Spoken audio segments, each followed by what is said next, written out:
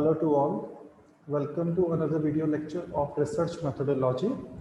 कल के video lecture में हम लोगों ने हाइपोथेसिस डिस्कस किया था और आज हम लोग डिस्कस करेंगे हाइपोथेसिस के टाइप्स। बेसिकली आज हम लोग हाइपोथेसिस कंप्लीट करेंगे अपना। हाइपोथेसिस कितने टाइप्स के होते हैं आज के वीडियो लेक्चर में उसके बारे में डिस्कस करेंगे। तो स्टार्ट करते हैं आज की क्लास। सबसे पहले है टाइप्स ऑफ हाइपोथेसिस। इतनी टाइप्स की हाइपोथेसिस होती हैं, यानी कि जैसे कि आप देख पा रहे हैं hypothesis of so many types. वो सारे टाइप्स क्या होते हैं? Simple, complex, directional, non directional, null, ठीक है ना, ऑल्टरनेटिव, कॉशल, ये सारे हाइपोथेसिस आज हम पढ़ेंगे। तो स्टार्ट करते हैं सिंपल हाइपोथेसिस से। जैसे कि लिखा भी हुआ है कि what is simple hypothesis. Simple hypothesis basically वो होती हैं जो कि रिलेशनशिप शो करती एक डिपेंडेंट वेरिएबल और एक इंडिपेंडेंट वेरिएबल पे। डिपेंडेंट वेरिएबल, इंडिपेंडेंट वेरिएबल क्या होते हैं मैं ऑलरेडी आपको पहले के वीडियो लेक्चर में बता चुका हूँ। डिपेंडेंट वेरिएबल वो जो किसी पॉइंट पे डिपेंड होता है, जैसे कि आपकी इनकम डिपेंड होती है, ठीक है ना, प्राइस पे, या आपकी इनकम कई सारी चीज़ों पे डिपेंड होती है। Independent variable like government policy या प्राइस, कोई भी चीज़ जो कि इंडिपेंडेंट है। एग्जाम्पल भी दिया है, अगर आप ज़्यादा सब्जी खाते हैं तो आपका वेट जल्दी कम होगा, लेकिन अगर क्योंकि क्या बोला गया है, अगर आप ज़्यादा सब्जी खाते हैं तो आपका वेट भी जल्दी कम होगा।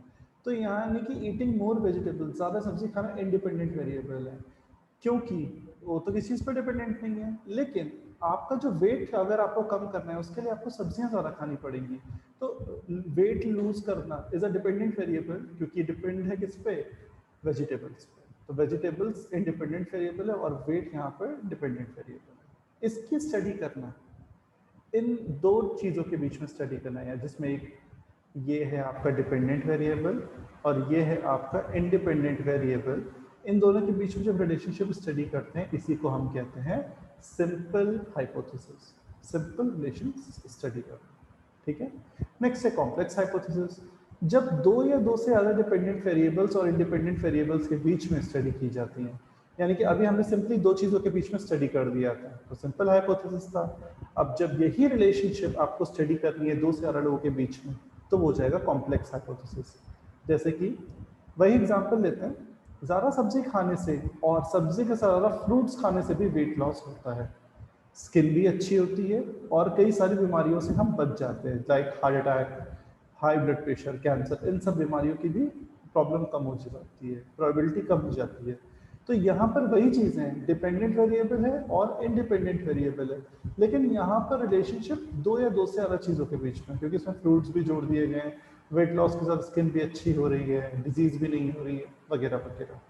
तो कॉम्प्लेक्स हो गया, थोड़ा ज़्यादा चीज़ें हो गई इसलिए कॉम्प्लिकेटेड हो गया, that is called complex hypothesis. इसे हम क्या कहते हैं? इसको हम कहते हैं कॉम्प्लेक्स हाइपोथेसिस, यानी कि दो से ज़्यादा जब स्टडी करते हैं रिलेशनशिप डिपेंडेंट और इंडिपेंडेंट वेरिएबल्स के बीच में, ठीक है। नेक्स्ट है आपका directional hypothesis. It shows how a researcher is intellectual और एक पर्टिकुलर काम के लिए कमिटेड है, यानी कि नेचर ऑफ रिसर्च के अनुसार जब हम हाइपोथेसिस को फॉर्म करते हैं, जैसे एग्जांपल के रूप में चिल्ड्रन जो कि 4 साल से ऊपर के होते हैं, यानी कि जिनकी उम्र आयु 4 वर्ष से ज़्यादा की होती है, वो ज़्यादा अच्छा खाना खाते हैं 5 साल तक और उनका उसी खाने के अनुसार आईक्यू लेवल ही बढ़ जाता है उन बच्चों के कंपैरिजन में जो अच्छा खाना नहीं खाते। तो यहाँ पे एक डायरेक्शन फॉर्म हो गया है, यानी अगर आप ज़्यादा अच्छा बच्चा खा रहा है, 4 साल का 4 इयर्स का चाइल्ड अगर ज़्यादा खा रहा है अच्छा, तो उससे ज़्यादा का तो उसकी ग्रोथ भी क्या होगी, उसका जो आईक्यू लेवल है वो भी बढ़ेगा। नहीं तो अगर वो कम खा रहा है 4 साल से कम 4 साल से ज़्यादा का बच्चा, तो उसका कम खाने से आईक्यू लेवल भी क्या हो जाएगा, कम हो जाएगा। तो यहाँ पे एक डायरेक्शन फॉलो हो रहा है, वो पॉजिटिव भी हो सकता है, वो नेगेटिव भी हो सकता है, ठीक है। Next, non directional hypothesis. Non directional hypothesis की हम बात करें तो इसमें बेसिकली कोई थ्योरी या हम कॉन्सेप्ट को स्टडी नहीं करते, कोई भी इन्वॉल्व नहीं होता है। बेसिकली स्टेटमेंट होता है कि दो वेरिएबल्स के बीच में स्टडी की जा सकती है, कोई भी दो डिपेंडेंट इंडिपेंडेंट वेरिएबल, जिसमें हम एग्जैक्ट बिना कोई रिलेशनशिप जाने, यानी कि हम नहीं बता सकते कि पॉजिटिव रिलेशन है या नेगेटिव रिलेशन है, बस हम बिना किसी थ्योरी को इन्वॉल्व किए एक रिलेशनशिप स्टडी कर लेते हैं, that is called non directional hypothesis, इसे हम नॉन डायरेक्शनल हाइपोथेसिस कहते हैं। ठीक है, नेक्स्ट है आपका नल हाइपोथेसिस। बहुत ध्यान से समझिए, इंपॉर्टेंट है। नल हाइपोथेसिस, ऑल्टरनेट हाइपोथेसिस, ये सब काफ़ी आते हैं। ठीक है, ओके। देखिए, नल हाइपोथेसिस की बात करें तो लिखा भी हुआ है, क्या है? It provides a statement which is contrary to the hypothesis. यानी कि हाइपोथेसिस जो भी बात बोलता है उससे कॉन्ट्ररी बात करता है। क्यों? क्योंकि ये एक नेगेटिव स्टेटमेंट होता है। Most important line, null, N for negative. Negative statement होता है जो कि बताता है नल का मतलब क्या हुआ, जीरो, एक तरीके से शून्य। तो यहाँ पे वही चीज बोली गई है, बताता है कि कोई जीरो रिलेशनशिप है डिपेंडेंट और इंडिपेंडेंट वेरिएबल्स में। डिपेंडेंट वेरिएबल और इंडिपेंडेंट वेरिएबल के बीच में जो रिलेशनशिप है वो क्या है? शून्य है, यानी कि कोई रिलेशनशिप नहीं है। इसलिए इसको एच ओ से भी जीरो, सॉरी एच जीरो से भी इसको रिप्रेजेंट करते हैं, because of no relationship, null hypothesis. ठीक है, नेक्स्ट है associative and causal hypothesis. Associative hypothesis वो होती है जहां पर एक वेरिएबल में चेंज होने से दूसरे वेरिएबल में चेंज होता है। फॉर एग्जांपल, दो चीजें लेते हैं हम। प्राइस ऑफ इनकम, कंज्यूमर की इनकम बढ़ गई, ठीक है ना, तो वो हाई प्राइस की चीज़ों की डिमांड कर देगा, यानी कि जो उसकी डिमांड है वो हाई प्राइस की हो जाएगी, महंगी चीज़ों की वो डिमांड कर देगा। ठीक है, या फिर कंज्यूमर की इनकम कम हो गई तो वो लो प्राइस की चीज़ों की डिमांड बढ़ा देगा। तो यहाँ पर रिलेशनशिप कोई ना कोई तो है, चाहे पॉजिटिव हो चाहे नेगेटिव हो। तो एसोसिएट हम कर सकते हैं, और ये सबसे इंपॉर्टेंट चीज़ हमने दिखाई कि चेंज होने से बेसिकली दूसरे पे क्या चेंज होता है। एक डिपेंडेंट वेरिएबल में चेंज होने से एक इंडिपेंडेंट वेरिएबल में क्या चेंज होता है। एक आदमी 20,000 कमा रहा था, उसकी सैलरी 20,000 से 30,000 हो गई, तो उसका बजट भी क्या हो जाएगा, डिमांड भी जो हो जाएगी वो 20 के अकॉर्डिंग 30,000 की हो जाएगी। That is called change. Fine, आते हैं कॉजल हाइपोथेसिस पे। जब कॉजल हाइपोथेसिस ये प्रपोज करती है कि कॉज एंड इफेक्ट इंटरेक्शन होता है दो वेरिएबल्स के बीच, basically cause and effect relation. Cause and effect relation का मतलब है, अगर हमने एग्जांपल लिया, फिर से वही लिया कि हमने एग्जांपल लिया प्राइस का, और दूसरा हमने एग्जांपल लिया इनकम का, तो हमने ये पाया कि जैसे जैसे कंज्यूमर की इनकम बढ़ती है उसकी डिमांड भी बढ़ती है। डिमांड बढ़ने से उसके जो गुड्स एंड सर्विस होते हैं उसके प्राइस भी क्या हो जाते हैं, बढ़ जाते हैं। तो यानी कि हम सिंपल सा कॉज एंड इफेक्ट बता रहे हैं। कारण क्या है, इनकम बढ़ने का। इनकम बढ़ने से डिमांड बढ़ी और डिमांड के बढ़ने से कीमतें बढ़ गई। तो यहाँ पे cause and effect relationship proof हो रहा है। That means it is called causal hypothesis. इसे हम कॉजल हाइपोथेसिस भी कहते हैं। ठीक है, तो ये बेसिकली हमने सारे हाइपोथेसिस की टाइप्स की बात कर ली, सिंपल की, कॉम्प्लेक्स की, डायरेक्शनल की, नॉन डायरेक्शनल की, नल की, एसोसिएटिव की और कॉजल हाइपोथेसिस की। अब हम लोग का नेक्स्ट टॉपिक है इसमें हाइपोथेसिस टेस्टिंग। क्या होती है हाइपोथेसिस टेस्टिंग, ये भी देखते हैं। हाइपोथेसिस टेस्टिंग एक एक्ट है स्टैटिस्टिकली जिसको किया जाता है। कौन करता है? एनालिस्ट करता है। एनालिस्ट का मतलब वो पर्सन जो कि एनालिसिस का काम करता है, जो भी डेटा आया है उसको एनालाइज करना, चेक करना कि जो भी हमने अजम्पशंस लिए हैं, क्या अजम्पशंस का मतलब क्या हुआ, हाइपोथेसिस ली है जो भी हमने, मतलब रिसर्चर ने जो भी पॉइंट्स को अज्यूम किया है अपने रिसर्च के लिए, वो कितना वैलिड है। ठीक है, the methodology employed by the analyst depends on the nature of the data used and the reason for the analysis. यानी कि उसने किस नेचर का डेटा यूज किया है। प्राइमरी यानी कि ओरिजिनल है, सेकेंडरी यानी कि ऑलरेडी यूज्ड है, उसको ध्यान में रखते हुए, उसको मद्देनजर वो हाइपोथेसिस को टेस्ट करता है। ये पाता है कि हाइपोथेसिस कितनी सही है या हाइपोथेसिस कितनी उसमें प्रोबेबिलिटी है, क्या मतलब और करेक्शन किया जा सकता है कि नहीं किया जा सकता। ठीक है, ओके, आगे बढ़ते हैं। उसके बाद बोला गया कि हाइपोथेसिस टेस्टिंग काम कैसे करती है, यानी कि जो हाइपोथेसिस की टेस्टिंग करता है रिसर्चर वो किस तरह करता है। तो इन हाइपोथेसिस टेस्टिंग एंड एनालिस्ट जो एनालाइज कर रहा है वो कई सारे स्टैटिस्टिकल सैंपल लेता है। सैंपल का मतलब पहले के वीडियो लेक्चर्स में बता चुका हूँ कि जो भी हमें कॉमन चीज़ लगता है उसके बेस पे कुछ कॉमन क्वालिटीज़ के बेसिस पे पॉपुलेशन से लोग सिलेक्ट कर लेते हैं, ताकि हमें ये मिल जाए कि हमारी जो नल हाइपोथेसिस है या जो भी हम हाइपोथेसिस ले रहे हैं वो दो चीज़ें होती हैं। एक होता है हाइपोथेसिस का एक्सेप्ट होना और एक होता है हाइपोथेसिस का रिजेक्ट होना। एक्सेप्ट का मतलब हमने उसको ले लिया, यूज कर लिया, रिजेक्ट का मतलब हमने उसे अप्रूव नहीं किया। तो अगर एक्सेप्ट कर रहे हैं तो क्यों एक्सेप्ट कर रहे हैं, रिजेक्ट कर रहे हैं तो हम क्यों रिजेक्ट कर रहे हैं, वो भी हमें हाइपोथेसिस टेस्टिंग के थ्रू पता चल जाता है। ठीक है, यहाँ तक आई थिंक सबको, मतलब ये बेसिकली हाइपोथेसिस से रिलेटेड बात थी। अब देखिए आगे, a statistical analyst tests a hypothesis by measuring and examining a random sample of the population being analyzed। Samples जो होते हैं वो रैंडम बेसिस पे लिए जाते हैं। रैंडम का मतलब जब सबके बराबर के मौके होते हैं बायसनेस को हटाने के, बराबर के मौके होते हैं सिलेक्शन होने के, उसे कहते हैं रैंडम बेसिस पे। तो रैंडम बेसिस पे सैंपल लिए गए, उसको एनालाइज किया गया है, फिर उसको चेक किया जाता है कि वो नल है कि ऑल्टरनेट हाइपोथेसिस है, कि उसको एक्सेप्ट करना है कि रिजेक्ट करना है। ठीक है ना, यानी कि सही है या फिर गलत है। अगर सही है तो ठीक है, गलत है तो वो क्यों गलत है, या उसके बेसिकली जो रीजंस होते हैं उसके बेसिस पे हम बताते हैं कि एक्सेप्ट होगा कि रिजेक्ट होगा। Fine. The null hypothesis is usually a hypothesis of equality between population parameter। यानी कि नल हाइपोथेसिस बताता है कि अगर कोई चीज़ शून्य है, नल हाइपोथेसिस क्या बताता है, जीरो बताता है कि कोई चीज़ जीरो है, तो उसके पीछे का पूरा कारण बताता है जिसकी वजह से हम चीज़ें मेजर कर सकते हैं। वहीं पे दूसरी तरफ ऑल्टरनेटिव हाइपोथेसिस ये बताता है, उसी के अपोजिट होता है नल हाइपोथेसिस के, कि वो कोई चीज़ जीरो नहीं है। तो जीरो क्यों नहीं है उसके रीजन बताता है। They are mutually exclusive and only one can be true. या तो हाइपोथेसिस H0 हो सकती है या तो H1 हो सकती है। ठीक है, कहने का मतलब क्या है, या तो नल होगी या तो ऑल्टरनेट होगी।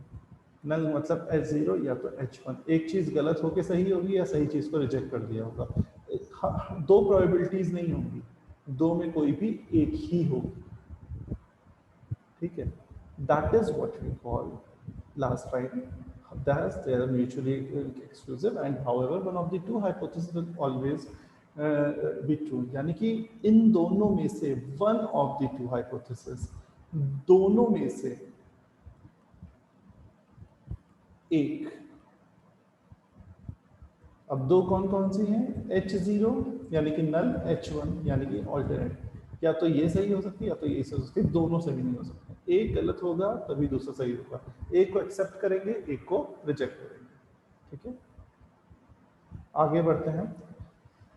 लास्ट टॉपिक आज की क्लास का, that is testing of hypothesis. फिर हम लोग वन लाइनर करेंगे। 4 स्टेप्स होते हैं हाइपोथेसिस टेस्ट करने के। पहला स्टेप होता है, the first step is for the analyst। क्या होता है एनालिस्ट के लिए, to state the two hypotheses so that only one can be right। यानी कि दोनों हाइपोथेसिस ले रहे हैं, H0 और H1 टेस्ट करें, जो भी सही आता है। फॉर एग्जांपल है कि नल हाइपोथेसिस सही है तो इसको एक्सेप्ट कर लेंगे, और इसको यानी कि ये सही है तो ये गलत होगा तो इसको रिजेक्ट कर देंगे। ठीक। दूसरा, the next step is to formulate any analysis plan which outlines how the data will be evaluated. Evaluate किस तरह से डेटा को करना है, इसके लिए एक एनालिसिस प्लान बनाया जाता है जिसके तहत हम ये एनालाइज करते हैं कि चीज़ें कितनी सही जाएंगी, कितना सही काम होगा, और उसके बेसिस पे डेटा को इवैल्यूएट किया जाता है। Third step, the third step is to carry out the plan and physically analyse the sample data. यानी कि प्लान जो बनाया है वो देखना कि कितना सही है, कैसा है, और उसके अकॉर्डिंग जो भी हमने सैंपल लिया है, यानी कि हमने सेलेक्ट किया है, वो क्या रिजल्ट देगा, उसके लिए रिजल्ट देने के लिए उसकी एनालिसिस की जाती है ताकि पता चले कि सैंपल कितना सही होगा।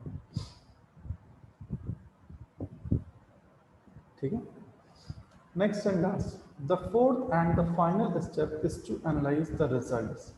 चौथा और आखिरी स्टेप होता है कि एनालाइज करना कि रिजल्ट्स कैसे होंगे, हम नल हाइपोथेसिस को रिजेक्ट करें या फिर हम क्या कहते हैं नल हाइपोथेसिस को प्लॉजिबल डेटा बताएं। कहने का मतलब है कि फाइनल स्टेप में हम ये चीज़ बता देते हैं कि क्या हमें एक्सेप्ट करना है, क्या चीज़ रिजेक्ट करनी है, as per the data given. यानी कि डेटा के अनुसार ही हमें ये चीज़ें बतानी पड़ेंगी। किसके अकॉर्डिंग, डेटा के अकॉर्डिंग। फाइन, तो ये थी हाइपोथेसिस टेस्टिंग। तो आई होप आज की क्लास में आपको ये बेसिक चीज़ें समझ में आएंगी। ये हाइपोथेसिस के टाइप्स क्या होते हैं, हाइपोथेसिस टेस्टिंग क्या होती है, कैसे करते हैं, किन स्टेप्स को हम फॉलो करते हैं। ओके, अब कुछ वन लाइनर क्वेश्चन डिस्कस कर लेते हैं इस टॉपिक के बेसिस पे। सबसे पहले देखिए वन लाइनर दिया हुआ है आपका, ठीक है। वन लाइनर में कुछ चीज़ें दी हुई हैं। सबसे पहला है आपका दैट इज कि क्या क्या कौन सा ऐसा हाइपोथेसिस है जो कि रिलेशनशिप डिपेंडेंट और एक सिंगल पे करता है। तो पहला ही हमने बताया था सिंपल हाइपोथेसिस। सिंपल में क्या होता है, सिंगल क्या होता है, सिंगल डेटा के बेसिस, सॉरी वेरिएबल के बेसिस पे, चाहे वो डिपेंडेंट वेरिएबल हो चाहे वो इंडिपेंडेंट वेरिएबल हो, उसके बीच में रिलेशनशिप देखी और समझी जाती है। नेक्स्ट है आपका कॉम्प्लेक्स हाइपोथेसिस। वही रिलेशनशिप जब डिपेंडेंट और इंडिपेंडेंट वेरिएबल के बीच में हो जाती है तो समझ में आ जाएगा वो कौन सी है, कॉम्प्लेक्स, क्योंकि दो की बातें बन गई, दो या दो से ज्यादा, तो तुरंत आपके मन में बिना सोचे समझे कॉम्प्लेक्स आ जाएगा। नेक्स्ट वो कौन सी हाइपोथेसिस है जिसमें रिसर्चर इंटेलेक्चुअल और कमिटेड होता है पर्टिकुलर आउटकम के लिए, यानी कि ऑब्जेक्टिव के अनुसार काम करता है। तो आपका जवाब होगा डायरेक्शनल, जिसमें वो एक पर्टिकुलर डायरेक्शन के अकॉर्डिंग चलता है रिसर्चर और कार्य करता है। नेक्स्ट है नॉन डायरेक्शनल। नेक्स्ट है कि कौन सा होता है जिसमें थ्योरी इन्वॉल्व नहीं होती है। तो आपका तुरंत जवाब होगा बिना किसी थ्योरी और एब्स्ट्रैक्ट के, बिना किसी रिलेशन के, सिर्फ एक ही हाइपोथेसिस होती है जिसका कोई उद्देश्य कोई डायरेक्शन नहीं होता, that is called non directional hypothesis. Next वो कौन सा स्टेटमेंट होता है जो हाइपोथेसिस के कॉन्ट्ररी होता है, या फिर हम कह सकते हैं वो स्टेटमेंट अपने आप में कॉन्ट्ररी का मतलब नेगेटिव ही होता है। तो कौन सा होता है, आपको तुरंत आंसर में आ जाएगा H0 which is your null hypothesis. एक ऐसा स्टेटमेंट जो कि हाइपोथेसिस से खुद ही कॉन्ट्ररी होता है, ठीक है, जो नेगेटिव नेचर का होता है, ठीक है। ओके, आगे डिस्कस करते हैं रिमेनिंग। हाँ भाई, लास्ट के जो 5 है इसको भी डिस्कस कर लेते हैं। एसोसिएट, नेक्स्ट है 6 पॉइंट। वो कौन सी हाइपोथेसिस होती है जो कि एक वेरिएबल में चेंज होने से दूसरे में चेंज होती है। तो मैंने बताया था एक में चेंज होने की वजह से दूसरे में चेंज होना, यानी कहीं ना कहीं कुछ आप एसोसिएट कर रहे हैं, ऐसे को हम कौन सी हाइपोथेसिस कहेंगे, एसोसिएटिव हाइपोथेसिस। फाइन। नेक्स्ट वो कौन से हाइपोथेसिस है जो कि कॉज एंड इफेक्ट रिलेशन बताती है। ये बहुत इंपॉर्टेंट है। कॉज एंड इफेक्ट नाम से मैंने बताया था, कॉज यानी कि कॉजल हाइपोथेसिस, क्या कारण है और उस कारण से दो वेरिएबल्स के बीच में क्या रिलेशन हो रहा है और उस रिलेशनशिप का क्या असर पड़ रहा है, that is called causal hypothesis. Fine. Next है वो कौन सा एक्ट होता है जो कि स्टैटिस्टिकली एनालिस्ट करता है अजम्पशन को ध्यान में रखते हुए, पॉपुलेशन के पैरामीटर को ध्यान में रखते हुए। तो आपका जवाब होगा उसको हम कहते हैं हाइपोथेसिस टेस्टिंग, कि जो हमने हाइपोथेसिस एक्सेप्ट की या ली या जो बनाई रिसर्च के लिए, वो कितनी लाभकारी है या वो कितनी अप्रोप्रिएट है, उसको हम लोग क्या कहते हैं, हाइपोथेसिस टेस्टिंग। नेक्स्ट वो कौन सा हाइपोथेसिस होती है जो population mean is equals to 0 बताती है। मैंने हमेशा बताया जब भी बात 0 की होगी आपका तुरंत जवाब कौन सी हाइपोथेसिस होगा, नल हाइपोथेसिस। वो कौन सी हाइपोथेसिस टेस्टिंग होती है या उस हाइपोथेसिस टेस्टिंग की कंडीशन बताइए जिसमें वो पर्सन जो कि स्टैटिस्टिकल सैंपल लेता है, किस गोल से, ताकि वो नल हाइपोथेसिस को दिखाए, चेक करे वैलिडिटी। वो कौन करता है, तो आपका जो होगा एनालिस्ट करता है, क्योंकि उसका काम में क्या होता है, एनालिसिस करना। किसके एनालिसिस करना, डेटा की एनालिसिस करना। वो डेटा किससे रिलेटेड होता है, आपकी शोध से रिलेटेड होता है, आपकी रिसर्च से रिलेटेड होता है, उसी के एनालिसिस एनालिस्ट करता है और ये चेक करता है कि नल हाइपोथेसिस क्या एविडेंस के अकॉर्डिंग सही जा रही है कि नहीं जा रही है, एक्सेप्टेबल है या रिजेक्ट करने के लायक है, ठीक है। तो यहाँ पे आज हम लोगों ने ये टॉपिक पूरा फिनिश किया, that is what we call hypothesis और हाइपोथेसिस की टेस्टिंग। स्टार्ट किया हम लोगों ने लेक्चर 5 में आज के, हाइपोथेसिस के सारे टाइप्स पढ़े, क्योंकि प्रीवियस वीडियो लेक्चर में हम हाइपोथेसिस तो पढ़ ही चुके थे, तो आज के वीडियो लेक्चर में हमने हाइपोथेसिस के टाइप्स पढ़े। 6 बेसिकली होते हैं, सिंपल जिसमें सेम रिलेशनशिप होती है, कॉम्प्लेक्स जिसमें एक से ज़्यादा रिलेशनशिप होती है, डायरेक्शनल जो एक पर्टिकुलर तरफ की हो जाता है, नॉन डायरेक्शनल जिसमें कोई थ्योरी का हम इस्तेमाल नहीं करते हैं, नल जिसमें हम कॉन्ट्ररी स्टेटमेंट यानी कि शून्य मानते हैं रिलेशनशिप, एसोसिएटिव जिसमें आपको कॉज एंड इफेक्ट और कॉजल, कॉजल मतलब cause and effect relationship, associate का मतलब जब एक वेरिएबल में चेंज होने से दूसरे वेरिएबल में चेंज होता है। फिर हमने पढ़ा हाइपोथेसिस टेस्टिंग, जिसमें हमने ये पढ़ा कि जो रिसर्चर होता है, जिसमें एनालिस्ट होता है, वो एनालिसिस करता है, टेस्ट करता है, देखता है चीज़ें कैसे हो रही हैं, कौन सी हाइपोथेसिस एक्सेप्ट होगी, कौन सी हाइपोथेसिस रिजेक्ट होगी, इन सब चीज़ों को वो डिस्कस करता है, देखता है और समझता है और फिर प्रैक्टिकली लागू करता है। और फिर हमने स्टेप्स पढ़े हाइपोथेसिस टेस्टिंग के कि कैसे दो हाइपोथेसिस को हम चेक करते हैं, कौन सही है कौन गलत, किस तरह डेटा यूज़ करते हैं, किस तरह प्लान बनाते हैं, उसे एनालाइज करते हैं और फिर हाइपोथेसिस को रिजेक्ट करते हैं, एक्सेप्ट करते हैं। ठीक है, और फिर हमने आज 1 आवर क्वेश्चंस किए। तो आज की क्लास के लिए इतना ही, स्टूडेंट्स मिलते हैं नेक्स्ट वीडियो लेक्चर में। तब तक के लिए सब अपना ख्याल रखेंगे। टीचर्स बहुत मेहनत से आपके लिए वीडियो लेक्चर बना रहे हैं, तो हम चाहते हैं मेहनत हमारी कारगर साबित हो। तो उसके लिए आप पढ़ाई करिए और वीडियोस को जितनी बार से उतनी बार देखिए और कॉन्सेप्ट सिस्टमेटिक तरीके से वीडियोस देखिए ताकि आपको कॉन्सेप्ट इजीली समझ में आएगा। फाइन, मिलते हैं नेक्स्ट वीडियो लेक्चर में इस नेक्स्ट टॉपिक के साथ। तब तक के लिए अपना ख्याल रखें। Just take good care of yourself. Have a nice day.